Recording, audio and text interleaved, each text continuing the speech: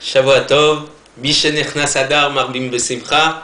Dès qu'arrive le mois d'Adar, on intensifie la joie et nous sommes rentrés dans le mois d'Adar. Et donc, j'aimerais que ce secours soit mis sous l'auspice de la Simcha, la joie qui brise toutes les limites. Et d'ailleurs, l'histoire de la semaine portera sur la force de la joie. Mais comme chaque semaine, donc j'aimerais dans un premier temps dédier le cours à la mémoire de plusieurs personnes. Fortunée Messaouda Bat Miriam, donc la mère d'une famille que j'ai eu l'occasion de connaître cette semaine, des gens de belle qualité, des gens à qui je me suis beaucoup attaché. Deuxième personne, c'est Esther Bat Messaouda, une autre personne pour qui j'ai eu l'occasion cette semaine de faire la Levaya. Victor Chaim Banatou, qui est aussi un homme de belle qualité et qui a laissé une belle famille, plusieurs petits-enfants, des arrière-petits-enfants, qui avaient beaucoup d'affection et beaucoup d'amour pour cet homme. Et que son souvenir soit source de bénédiction. Martine Aziza Batibon Myriam, une femme qui nous a quittés trop vite, trop rapidement, et j'ai beaucoup de tristesse pour ses frères et sœurs, sa fille et son fils qui sont dans une grande souffrance actuellement. Et donc ainsi que pour Ren Batraki, la mère de mes amis de la communauté d'Aubervilliers, Dina Badiamanti, qui est aussi la mère d'un très bon ami de cette communauté, dont ça sera cette semaine l'année d'après sa disparition, à la mémoire de Gaston Chaim Yehuda Benrina, qui est le père d'un ami de ma communauté, qui est aujourd'hui, donc c'est le jour de sa askara, le jour de la mémoire de sa disparition, et à la mémoire aussi de Moshe Dov Manaziza, une personne qui nous a quittés il y a déjà 6 ou 7 ans, aussi trop jeune, et beaucoup d'affection pour ses parents, frères, sœurs, et épouses et enfants. Vraiment, j'espère que Kadosh Baruch Hu leur apporte à tous beaucoup de force, parce que même si ça fait plusieurs années, avoir perdu un fils, un mari jeune et un père aussi jeune que ça laisse des traces pour toute la vie. Et enfin, je terminerai par dédier le cours à la mémoire de Julie Zouira Bat-Kouika, qui est la belle-mère d'un ami qui nous a quittés cette semaine, et donc c'est actuellement les Shiva. Pour ce qui est des refouot, bien évidemment, je commencerai par mon père, David Ben Rachel. Ça va un peu mieux, mais on a besoin de beaucoup prier pour lui. Mon oncle Yehuda Ben Rachel, le père d'une amie, Antoine Ben Emile, Chaim Michael Ben Rivka, le fils d'Henri, dont j'espère qu'on entendra des bonnes nouvelles et qu'il aille mieux, Mahlouf Ben Chaya, Mike Meyer Chaim Ben Simcha, cet ami de Facebook dont je n'ai plus de nouvelles, mais j'espère qu'on entendra que des bonnes choses. Tuna Bat Esther, la tante de notre ami Sergio, sa mère Esther Badrachel, Shalom Ben Abraham, la femme de mon ami David, Chaya Badrachel, Chamouz Ben Rachel, Eliaou Ben Shlomo, le bébé Odaya Chaya Bat Viki Rivka Shila, et je terminerai par ma tante Bracha Bila Bracha Bad Rachel, pour tous qu'Akadosh Baruch Hu leur apporte une refoua shelema. Amen.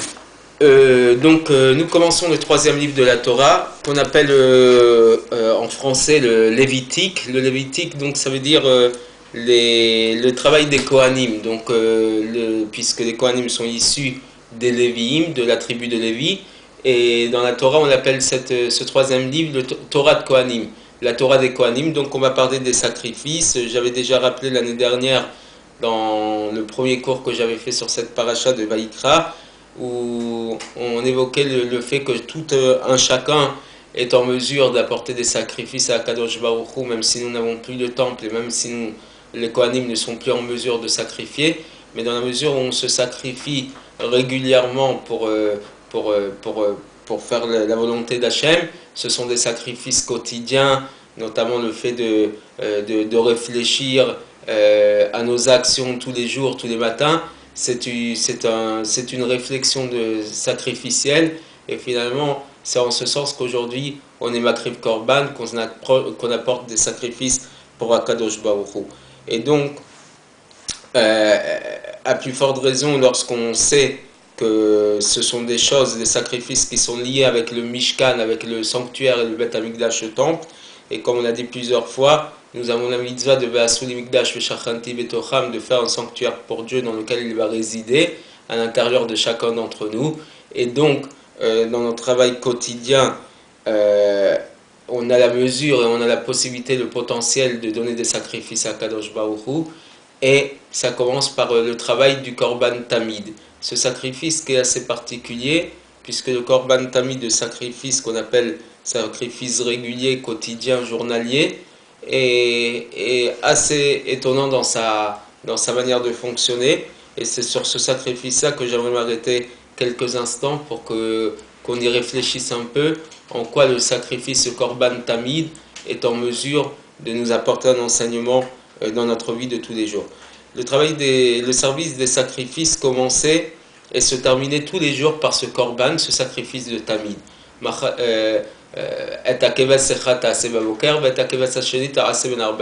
Un premier agneau que vous donnerez le matin, que vous approcherez le matin, et un deuxième agneau que vous amènerez ben arbaïm en fin de journée, le dernier sacrifice. C'est en fait ce sacrifice qu'on appelle Korban Sibour, sacrifice communautaire, qui commençait la journée et on terminait la journée par le même sacrifice. Et entre-temps, tous les sacrifices qui étaient apportés étaient considérés comme des Korban Yachid, des sacrifices individuels que tout un chacun, par sa situation et son histoire, pouvait apporter au Beth Amikdash. Et finalement, ce Korban, ce sacrifice, exprime vraiment l'ordre, le seder, l'ordonnance de vie quotidienne et basique d'un juif dans son travail de tous les jours. Le Tamid était un Korban qui était zol, de piètre qualité. C'était pas un sacrifice cher, c'était un sacrifice qui ne valait pas beaucoup d'argent. Il était composé d'un agneau, d'huile, de farine et d'un peu de sel. Donc, et finalement, l'obligation de l'amener n'était pas imposée sur chaque juif de manière individuelle, mais c'était l'ensemble de la communauté qui l'amenait. Et finalement, chaque juif a payé une somme annuelle qui était pratiquement inexistante. Et à partir de cette petite somme, tous les jours, on achetait ces sacrifices qui composaient donc le premier et le dernier sacrifice de la journée. Mais c'est ce korban qui est donc de piètre niveau financier, qui apportait finalement la bracha d'Hachem, qui apportait donc une bonne année pour tous les juifs selon sa situation. Ce sacrifice, tel qu'il représente donc l'ordonnance de notre vie quotidienne, nous apprend donc qu'il n'est pas nécessaire, on n'exige pas de l'homme de donner tout ce qu'il a au Beth Amikdash sans rien garder pour lui-même. Quelqu'un qui donnerait tout ce qu'il a, toute sa fortune pour Hachem, pour le temple, pour la tzedaka, il serait considéré comme un choté, comme un fou, comme un idiot. Parce qu'Akadosh Baruch Hu ne nous exige pas de tout donner pour la tzedaka et tout donner au temple. Mais on demande que ce qu'il donne, qu'il le donne avec de la joie et avec un cœur sincère. Ce n'est pas la quantité qui compte, mais la qualité. Et c'est quoi la qualité? C'est donner avec un cœur pur, avec beaucoup de sincérité, et avec joie, et avec une force de vitalité intérieure et profonde. C'est donc véritablement ce sacrifice qui est symboliquement de peu de valeur, qui nous montre que ce n'est pas la somme qui compte, mais vraiment la qualité par laquelle il est donné. Un autre point que ce korban nous montre. On avait beau l'amener que 2 fois dans la journée, une première fois très tôt le matin, avant tous les autres sacrifices, et une dernière fois à la fin de la journée, tard, après que tout un chacun avait apporté ses sacrifices. On n'appelle pas ça un korban yomi, le korban du jour. On appelle ça un korban tamid. Tamid, ça veut dire toujours, régulier. C'est comme si que toute la journée, ce sacrifice avait été apporté. Comme si qu'à chaque instant de la journée, on était en train d'apporter ce korban. Finalement, pourquoi? Parce qu'il laisse un impact tout au long de la journée.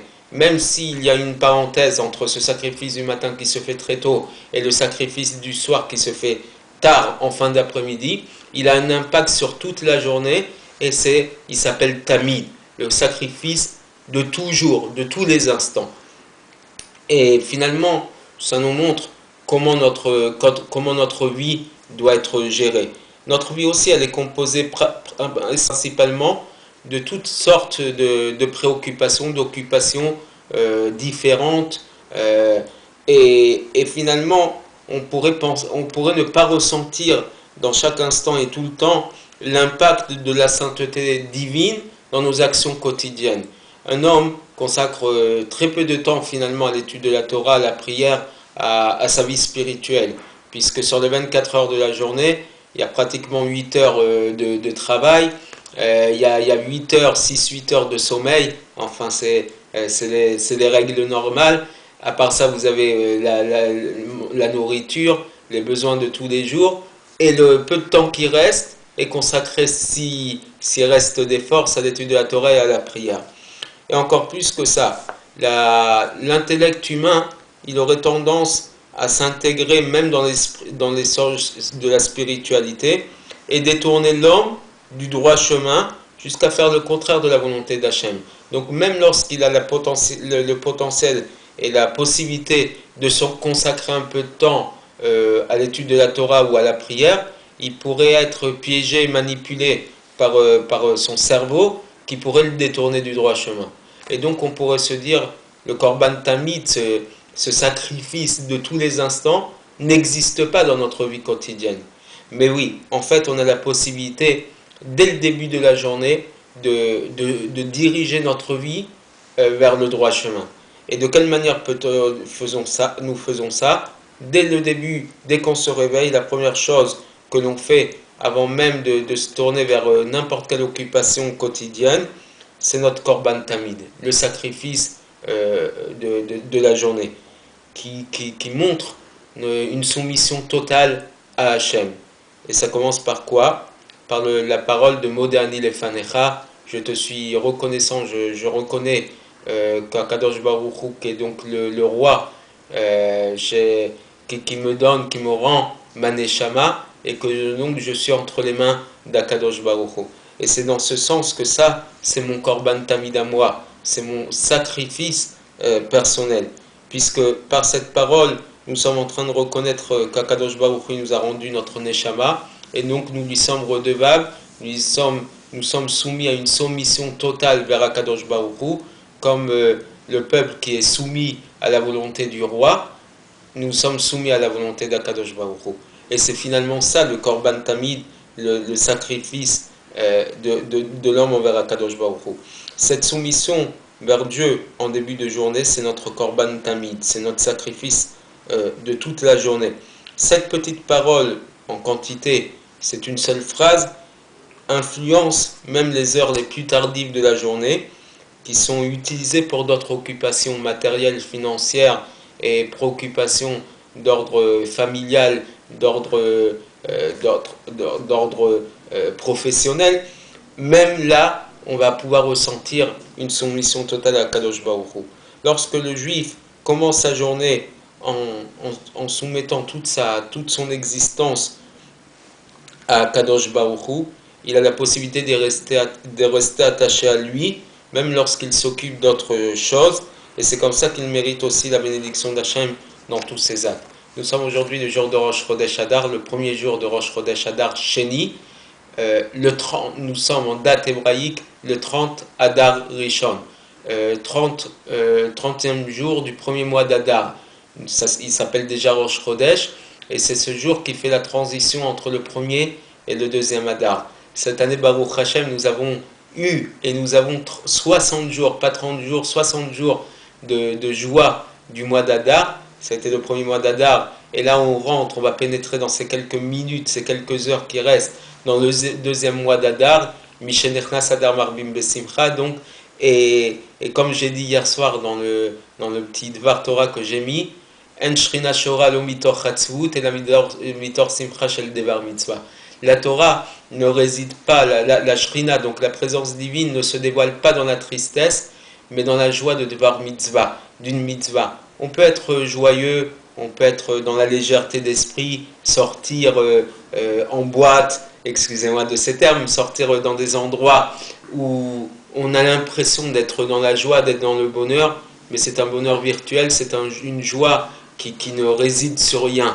La véritable joie du peuple d'Israël, c'est dans la mitzvah. Parce que la mitzvah, non seulement nous attache à Kadosh Baruch Hu, et en plus, elle permet à tout un chacun de se projeter vers des choses beaucoup plus positives. Mitzvah koriret mitzvah, une mitzvah en entraîne une autre, d'accord? Et donc nous sommes dans un enchaînement positif de bonnes actions. Et c'est pour ça que une des phrases les plus symboliques du judaïsme, c'est mitzvah gedola liot besimcha tamid. Il est une grande mitzvah d'être toujours en joie. Certains le disent à l'envers, simcha gedola liot bemitzvah tamid. C'est une grande joie d'être toujours dans la mitzvah. Donc l'un s'enchaîne avec l'autre et finalement on comprend très bien que dans cette période-là, ce qui est l'essentiel pour nous, c'est pas d'être dans une joie qui vient de par une consommation trop accrue d'alcool, bien que c'est une mitzvah, la mitzvah de Purim qu'on va vivre dans 2 semaines exactement. Le michté de Purim, le repas de Purim, il doit être influencé par la joie de l'alcool. Chaya vini shibesume bepuria, puisque le verset nous dit, le terme de talmudique nous dit, l'homme est obligé d'être embaumé par l'alcool le jour de Purim, mais c'est pas l'alcool qui rend joyeux. C'est finalement la simcha, la joie de la mitzvah et la joie d'être complètement sous l'aile d'Akadosh Baruch Hu, avec tout ce que ça implique, à savoir qu'Akadosh Baruch Hu nous protège tout le temps, tout au long de notre vie, tout au long de notre existence et tout au long de ce mois d'Adar. La meilleure preuve, c'est que c'est le mois de Purim, le mois du Mazal Dagim, le signe du poisson. D'accord? Bien que nous ne croyons pas à l'astrologie et à tout ce qui est les signes zodiacales, mais on sait que chaque mois a un impact, c'est plutôt le judaïsme qui donne un impact sur les signes du zodiaque, et finalement le poisson nous montre bien cette qualité qu'Akadosh Baruch Hu nous protège tout le temps, puisque le poisson, sa qualité essentielle, une de ses qualités, c'est qu'il a toujours les yeux ouverts, même lorsqu'il dort, on croit qu'il ne dort jamais parce qu'il a les yeux tout le temps ouverts, et on sait qu'Akadosh Baruch Hu, In Eloyanum Velo Ishan Shomer Israël, Akadosh Baruch Hu, il ne somnole pas, il ne dort pas, il protège Israël tout au long de l'année et tout au long de notre existence, et ça véritablement, ça doit nous donner la simcha, la joie, et ça doit nous mettre aussi, nous placer sous son aile, et même lorsque, à un certain moment de notre vie, ce qui est complètement normal, on a des moments de détachement d'Akadosh Baruch Hu, ne jamais oublier qu'Akadosh Baruch Hu, il essaye de nous attacher à lui et qu'on peut s'attacher à lui. Je terminerai en disant ceci, en fin de semaine, nous allons vivre le jour de Zayin Adar, le 7 Adar, c'est le jour de naissance et de disparition de Moshe Rabbeinu. Qui suis-je pour pouvoir dédier mon cours à la mémoire et pour la neshama de Moshe Rabbeinu. Mais Moshe Rabbeinu, c'est lui qui nous a donné la Torah. La Torah s'appelle la Torah de Moshe, Torah Tsivalanu Moshe. C'est Moshe qui nous a donné la Torah. Et rien que pour ça, on doit pendant toute cette période essayer d'étudier un peu plus, essayer de s'attacher encore un peu plus dans la joie de la Torah. Et comme je l'ai promis au début du cours, l'histoire de la semaine va nous montrer combien la simcha est en mesure de nous procurer des choses extraordinaires. Donc je vous donne rendez-vous dans quelques secondes, dans quelques instants pour l'histoire de la semaine. Elle sera courte, mais véritablement je vous la conseille parce qu'elle est très très forte. Shavua Tov, et à dans quelques instants.